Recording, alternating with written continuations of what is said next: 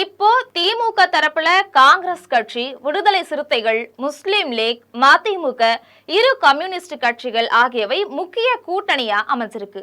பிரேமலதா விஜயகாந்த் தலைமையிலான தேமுதிக திமுகவோட இணையலாம்னு தெரிய வந்திருக்கு. இதுக்கு அடுத்தபடியா அதிமுக பாரதிய ஜனதா கட்சியோட கூட்டணி வச்சிருக்கு. இந்த கூட்டணியில அன்புமணி தலைமையிலான பாமக இணையலாம்னு தெரிய வந்திருக்கு.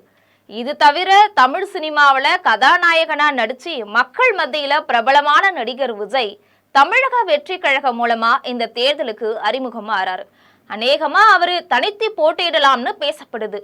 வழக்கம் போல நாம் தமிழர் கட்சி மிக துணிச்சலோட தனித்து போட்டியிடுது. அரசு கட்டில்ல முதலமைச்சரா அமர வேண்டும்னா மொத்தமுள்ள 234 தொகுதிகள்ல அதிகபட்சமா 118 தொகுதிகள் தேவைப்படுது.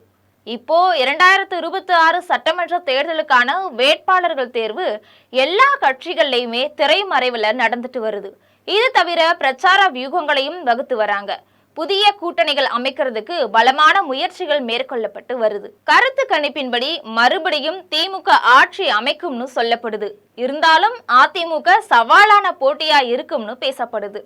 இதற்கு இடையில வாக்காளர் பட்டியல் குறித்து தேர்தல் கமிஷன் தீவிர பணிகளை செஞ்சுட்டு வராங்க.